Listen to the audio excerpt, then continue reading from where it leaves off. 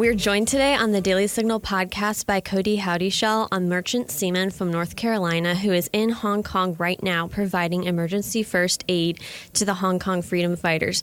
Cody, thank you so much for making time to be with us today. Thank you for having me. So right now you're on the ground in Hong Kong helping the freedom fighters, giving them emergency first aid. Can you set the scene for us and tell us what you've been witnessing day to day? When we first arrived, we arrived on November 1st. You could walk around the streets during the day and you would think this was just a normal city. The protests typically happened Friday, Saturday, and Sunday nights. And during daylight hours, it was business as usual. It was almost surreal walking out in the morning and seeing everything going on as if nothing had happened the night before. When the night before you had seen tons of rounds of tear gas fired and pepper spray and had violent clashes between police and protesters. And even then, the violence wasn't quite as high as it become now. It would have been nice if things had de-escalated, but we were also concerned because we'd come here to help that things might de-escalate in the first week and we would have come for nothing. But in the last 9 or 10 days, with the universities being placed under siege and fortifying themselves and all the students joining in the fight more so than ever before, we've seen the violence escalate and the clashes occur a lot more regularly to the point where it's been 24 hours a day, 7 days a week. Yesterday evening, last night was the first night I've had off in probably about 10 days. Tonight seems quiet as well. I think everyone is just burned out and the protesters are having a bit of a break.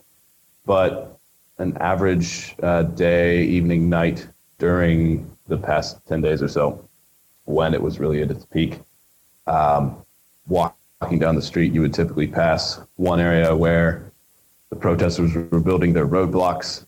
They tear the bricks up from the cobblestone sidewalks or the paving bricks and throw them in the road and stack them in the road. They've actually been using mortar and building proper walls. They use bamboo scaffolding and anything they get from construction sites. And then you would walk another block or two and you would see the police vans coming in and they would set up their lines and they would have their face off. And that would usually involve the police. There's certain protocols that the police have to follow. So they raise a blue flag that says this is an illegal assembly and you must disperse, and nobody does. So then they raise a flag saying it's black and it says we're going to fire tear gas. Nobody leaves, so they fire tear gas. And then they can raise an orange flag saying we will disperse or we will fire. And when they say they will fire, they mean rubber bullets and sponge rounds and beadbag rounds. They don't mean actual live rounds usually. So then on through the night that goes on where the protesters and the police face off, rounds are exchanged. The protesters throw bricks, they throw Molotovs. They've been seen building trebuchets, catapults, slingshots, and the police return fire with tear gas and rubber bullets. And they usually back and forth, the protesters gain some ground, the police gain some ground. And the usual ending is a high-speed charge by the riot police, firing tear gas as they go. But these guys are weighed down with a lot of gear, and they're all in their 30s or so, and you've got a bunch of students in tracksuits that are in the prime of their lives. A lot of them are 16, 17, 18, 19, and they take off at high speed like rabbits. And they evade the police, and then they regroup about an hour later, and it happens again. Eventually, everybody goes home and sleeps a little bit. So there are multiple cycles of protest-like activity, it sounds like, per night when there's a protest happening. Yeah, it was definitely sort of to poke and prod the police and antagonize them and then withdraw, and then to do it again and withdraw. That changed quite a bit with the universities, because so far all the battles had been in the open streets. So it was very easy to withdraw. But when the universities became a point of attack and the students decided to defend them, there was no option to just run. So what you saw was a vast amount of the population keeping the police busy in the streets while the university students had the opportunity to fortify their universities. And when those battles happened, as we saw last Tuesday at the Chinese University of Hong Kong, and as is going on right now and coming to a close at Polytechnic University. Those battles are extremely long, drawn out, and extremely violent with a very high number of casualties. So the protests in Hong Kong, they started, the original ones, more than actually 6 months ago, over an extradition bill, which spiraled in, started the protests, and then the protesters ended up getting their main demand met, and the extradition bill was tabled. But since then, the protests have continued and honestly only intensified. And I'm curious what you think. Do you think the protests will end at any point? And since their main demand was met, what do you think now is the primary driver of the protests continuing? I don't think that the extradition bill, once it got going, remained their main demand. It started that way. But I think once the people realized the power they had and the ability they had to organize and come out en masse and actually, to use a phrase that I'm not always a fan of, but speak truth to power. Once they realized that, they said, as long as we're doing this, we really ought to be demanding what we fully deserve and what was, as far as I understand, promised to them when Britain withdrew. And that was that they would also have universal suffrage. So at this time, a large part of the House of Legislature here in Hong Kong is not actually elected by the people, democratically elected. It's appointed by these councils. And so there's 5 demands these protesters have. One is the extradition bill being withdrawn, which has now been done. And the second biggest one, I think, and opinions may vary on this, but would be universal suffrage, meaning they have a fully democratic governing system where they elect all their members of this legislature. How will it end? I don't know. It would be a massive concession on China's part to allow them to have a fully democratic government. I mean, that's completely opposite of what China does, right?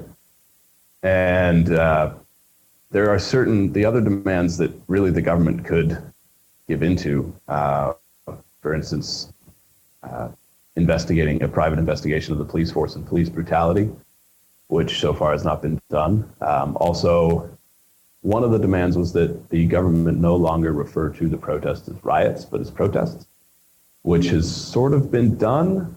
Though, to be fair, at this point, I don't call it protests myself. To me, this is insurgency. When you're watching young kids in colleges fire flaming bows and arrows at police officers and Molotov cocktails, and there's rumors of IEDs being made, that's not a protest. It is a revolution for freedom and democracy. How will it end? I mean, they have China as their enemy, really. So it'd be a very hard battle to win. But a bunch of scrappy colonials beat the biggest army and navy back in the 1770s. So possibly they have a chance. Why did you decide to go to Hong Kong and get involved in the first place? Just watching it on the news and seeing what was going on, being from the States where we have a lot more freedom than Hong Kong, but I think we have a lot fewer people that are willing to put literally their lives on the line for it. There's a lot of chest beating and plenty of people that'll say, oh, I'll die for my freedom, come and take it, et cetera, et cetera. But at the end of the day, the reality of what it would be like to actually defend your freedom with your life, I don't think is really appreciated. And so here, like I said, at the time, it was a bit more peaceful, but they were still definitely putting not their lives on the line, but they were putting their freedom on the line because they could get arrested. They were putting their money where their mouth was, essentially. And also, you never know what is true and what isn't in the media these days, especially when it's coming from a place so far away. And so one of the main reasons was, if I'm on the ground, I can see for myself what is happening. And not have any doubts about what is true and what is false. And I just wanted to be involved and help out in some way. I mean, it's an opportunity of a lifetime to actually be able to get on the ground and help people that are fighting for freedom and liberty. So here we are. Have any of the protesters that you've met or treated stood out to you in particular? Oh, they all stand out, especially So we have what we call the Frontliners, and these are the guys that are actually holding shields on the front line, protecting the ones behind them from the rubber bullets and the tear gas. And I should point out that tear gas is meant to be fired near a crowd. The gas is meant to go into the crowd, and then it's supposed to disperse them through just the negative effects of the gas. But the police have begun using tear gas canisters like bullets. They shoot them at the protesters. They're flying at a very high velocity, and they're so hot. They're using Chinese-made tear gas now, and these canisters are so hot that they actually melt into the asphalt roads when they land. So these frontliners who are 16, 17, 18, 19 years old, you see a few 20, 21, but I'd say the average age is around 18, between 18 and 20. They have an amazing amount of courage and bravery. I've got a few friends here now that participate in the front lines, and the fact that they can go out every day when the news is filled with reports of their comrades being arrested, being mercilessly beaten, being abused in jail, or just disappearing, the fact that they can read that and then still go out and continue to fight is astounding. So The Guardian recently published an editorial saying, quote, "On Monday, the People's Daily, the mouthpiece of the Communist Party, warned that there is absolutely no room for compromise." And I'm curious, Cody, what you think. Do you think this is how the protesters feel as well, that they've come this far and there is no room for compromise? I would say so. I think before the sieges of the universities, perhaps they would have had a room for a little bit of compromise.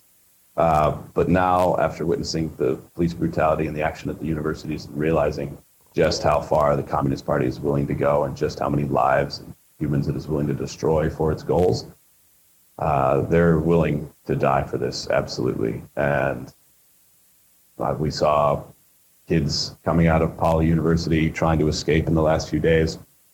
One ran across the roof of a covered footbridge, and when he came to the end, he was surrounded by police waiting on the ground. There was no way out for him. And he basically delivered a short speech saying that he would die for freedom, and then he jumped down, and the police grabbed him immediately. Others that are still inside the university, and there have been possible opportunities for surrender that would result in arrest, but certainly a somewhat safer arrest than having the police storm the university to take you. They have come out and released a statement saying they will not surrender no matter the cost.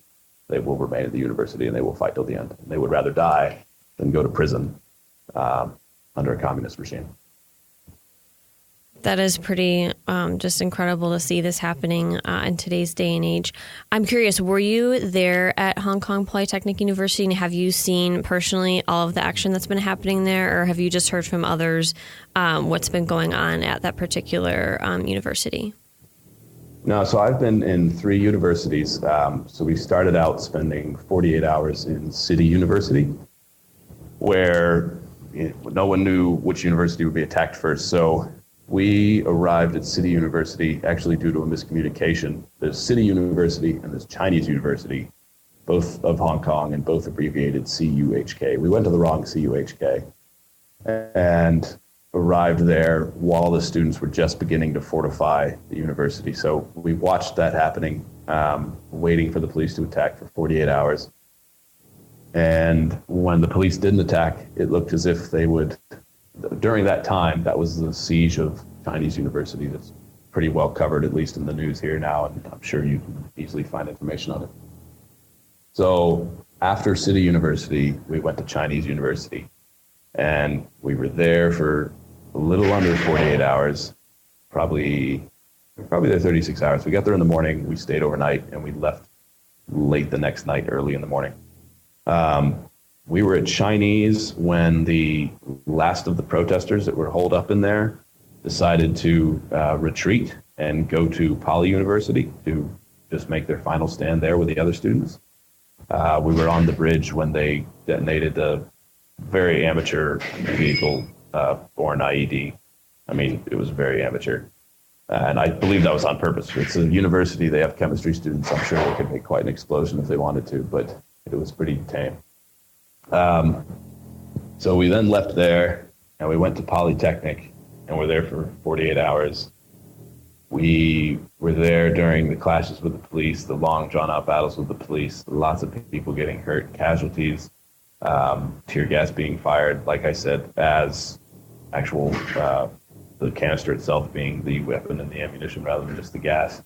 We were there when a student shot a police officer through the leg with an arrow.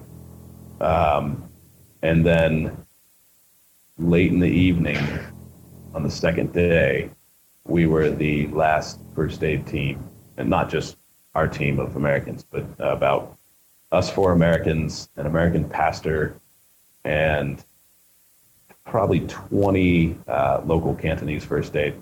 We were the last group to be able to get out and walk by the police without being arrested. They offered basically a short window of amnesty for first aid.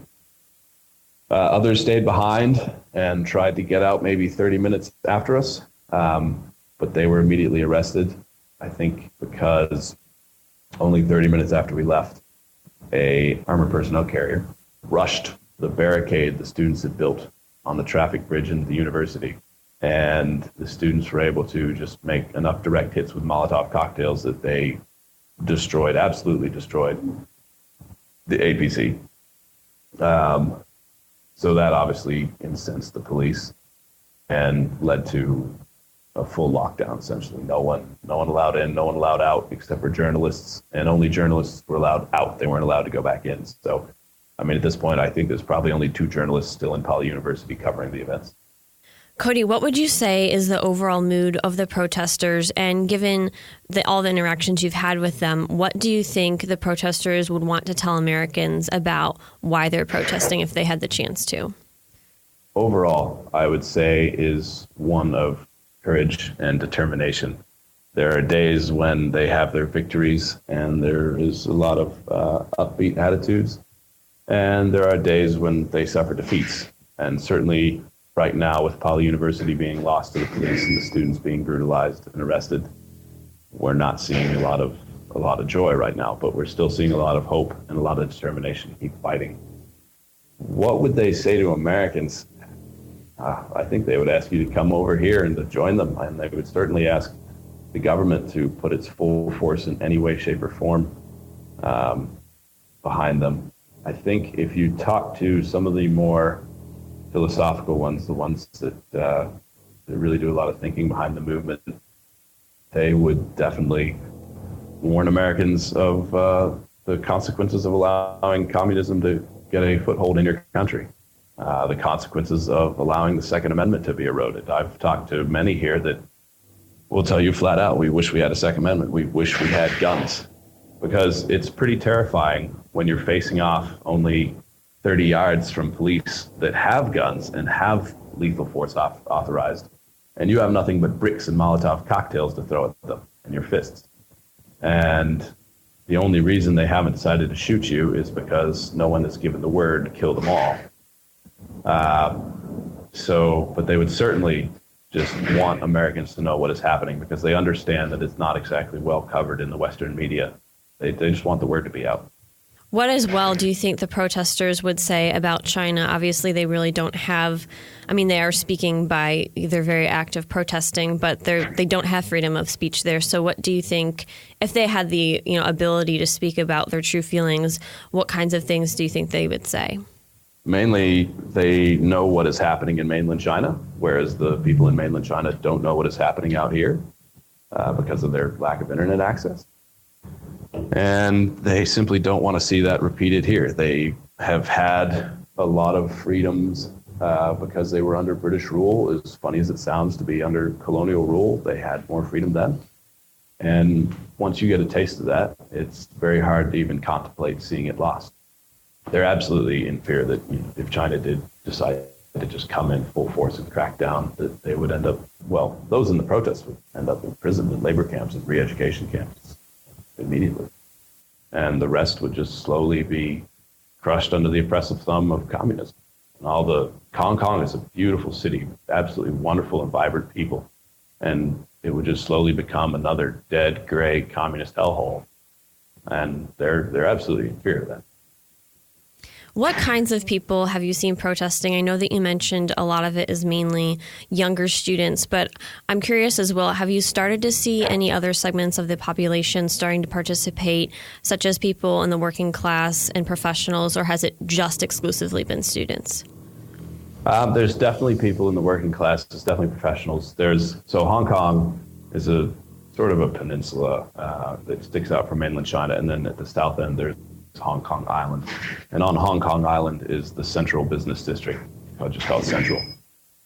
And they've been having a lot of lunchtime walkouts where you see the streets just filled with lawyers and doctors and stock traders and bankers and professionals of all various classes and positions in suits and dresses and high heels out there carrying their umbrellas, raising their hands in the air with 5 fingers representing the 5 demands, and chanting slogans. And at first, obviously for PR reasons, the police maintained their distance. They would just wave the blue flag saying, hey, this is an illegal assembly, you need to disperse. And they usually drew the line there, but recently they've started firing tear gas as well. And nobody that works in an office all day really wants to be exposed to tear gas. So the police have managed to completely turn that segment of the population against them. Now, with the universities, you would always see some older people out at the protests. Sometimes you see old men on the front lines shouting at the police. More often than not, you see them out passing out food, passing out water, passing out tissues for people to wipe the tears out of their eyes when the tear gas hits. But now, with the universities being attacked the way they are, so honestly, my entire timeline in my head is a blur because I get very little sleep these days. But when we left Poly University, which I think was about 3 nights ago, myself and one of the teammates here from Arizona, we were trying to get back to where we were staying, which was on the island across from Poly. Police were rushing in from all corners of Hong Kong to attack Poly University, and everyone knew this was happening. So this was now 2 a.m. when the streets are generally pretty empty. The traffic flows rather easily. Thousands of citizens with cars had come out and clogged the intersection, stopped, gotten out of their cars and just left them sitting there idling. Absolutely brought the entire city to a standstill so that the police could not access Poly University, and they were all blaring their horns. I mean, you thought you would lose your hearing. And the police were having to actually get out on foot and run through the blockade of cars to try to get anywhere near to Poly. So that, I think the siege on the university, that's brought the mothers and fathers that might have been hesitating before out.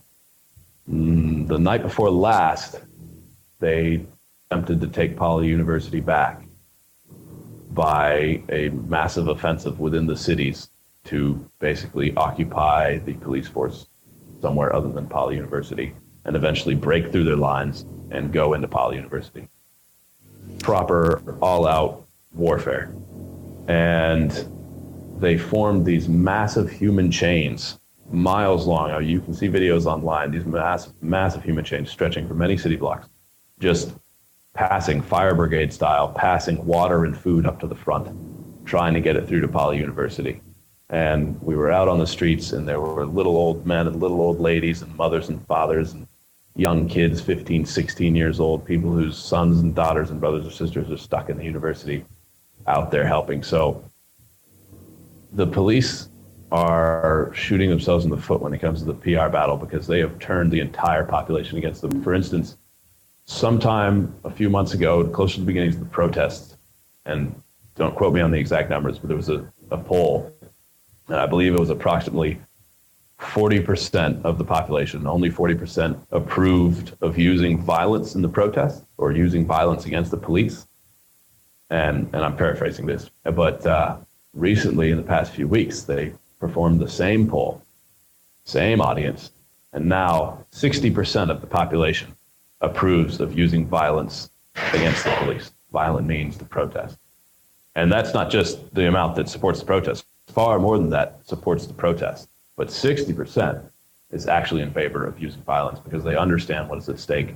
And they understand that at the end of the day, shouting in the street is not really going to affect any change when the real driving force behind the enemy is Communist China. Wow, it's incredible that, to hear you mention that and how basically people's attitudes have shifted in such a short period of time. Do you think this has potential to, I guess, become even more serious? I mean, it's already pretty serious given what we've seen at Hong Kong Polytechnic University, but do you think it has the potential to become even more serious than what we're seeing right now?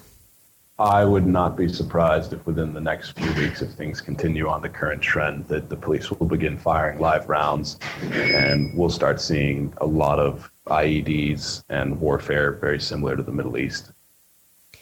I'm curious, too, how have you witnessed the protests taking a toll on the city? Do you think, I know that you mentioned people have been coming together and there was that one blockade when the police were trying to reach Hong Kong Polytechnic University, but have you witnessed other things happening where, from the time you got there on November 1st to now, the city is a little bit different than it was when you first arrived?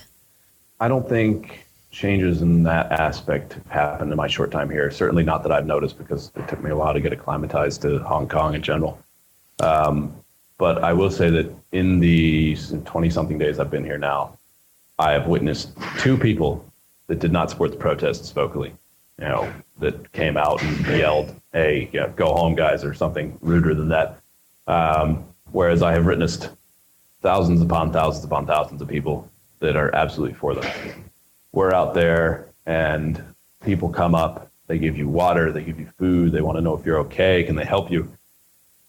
3 times now, myself and my teammates have gone to dinner, and when we go up to pay, we're eating dinner with some other Cantonese medics, so we go to pay and they say, "No, someone paid for your meal," or "No, it's on the house." So I think it's certainly, obviously I haven't been here that long and I wasn't here, say, a year ago, but the camaraderie and the sort of esprit de corps that is developed is amazing. The teamwork and the fact that it is all essentially leaderless, it is all completely naturally evolving, is absolutely amazing. There's an entire system of what they call school buses. It's just volunteer drivers, people that have a car that will bring protesters to and from the protests.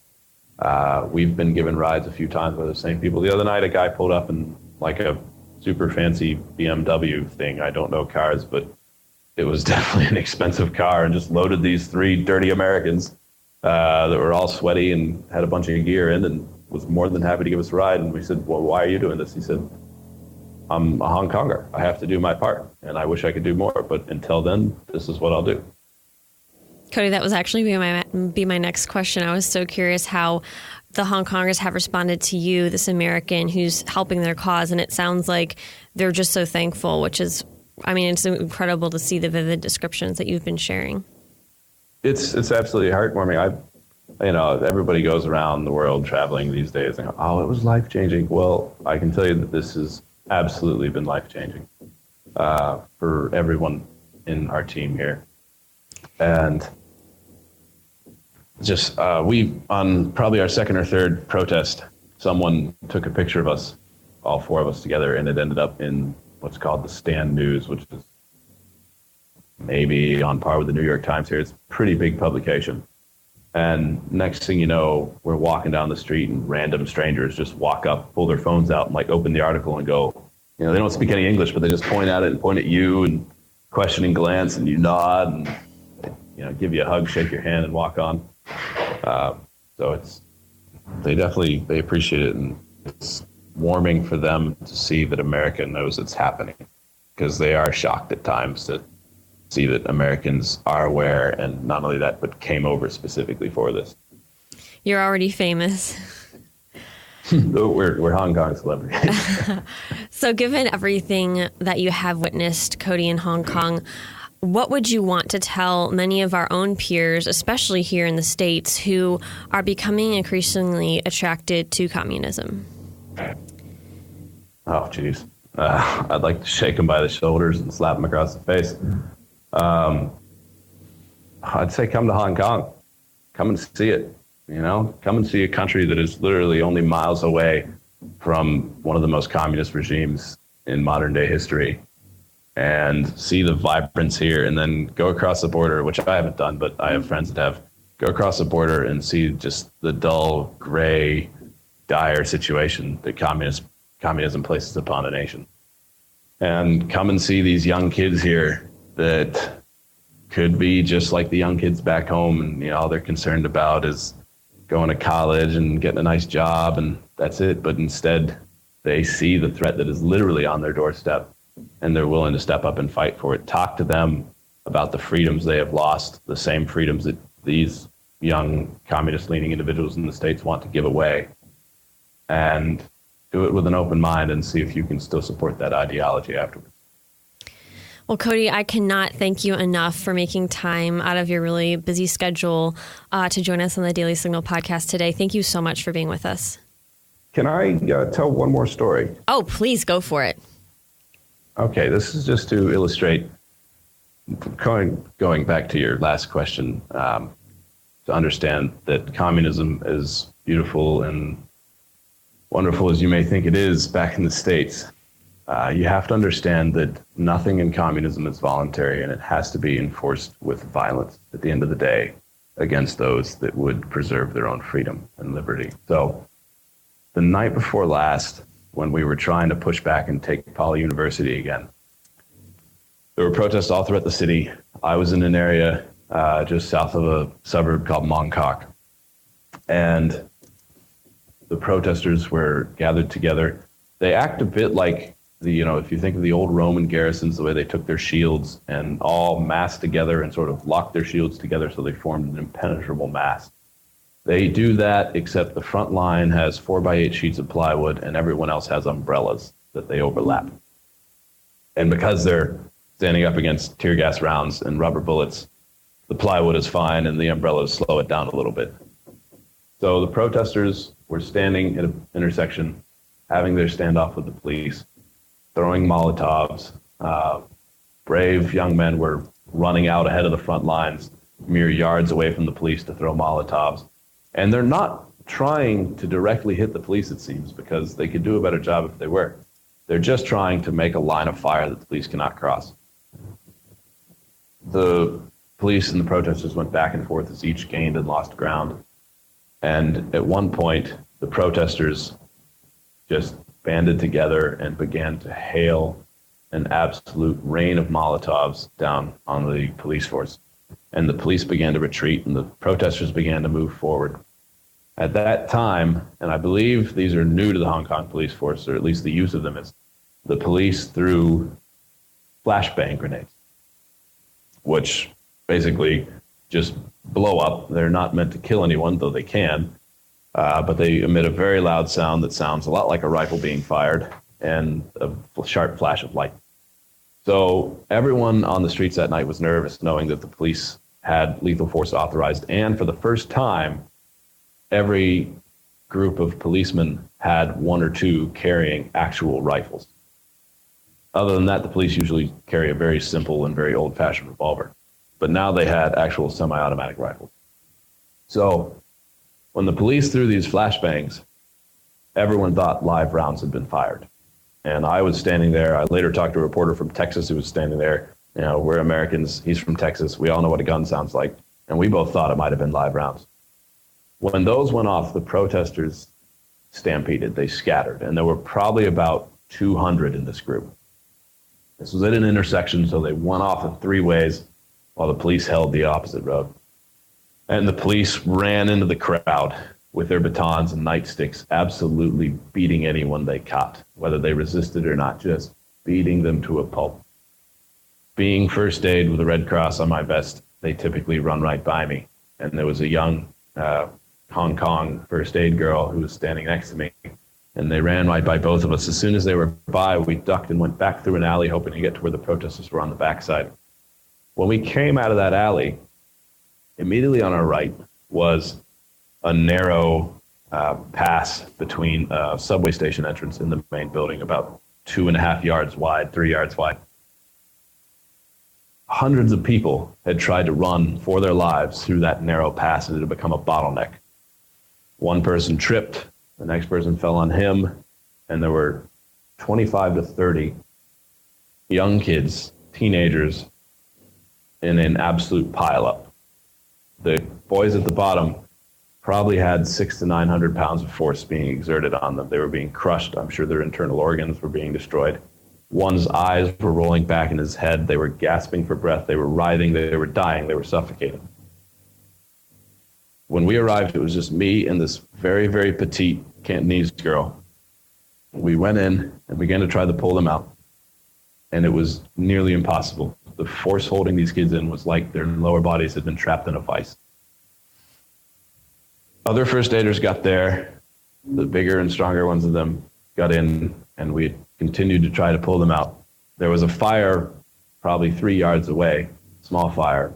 Firefighters arrived to put that out, saw the situation, and immediately came to join us in rescuing the kids. Pulling with all, I've never had something so hard to do as pulling these kids out. It took every ounce of strength that any of us had. And we got one out, we got 2, 3, 4, 5. I think we got about 6 kids out. They were able to run away. They came out limp.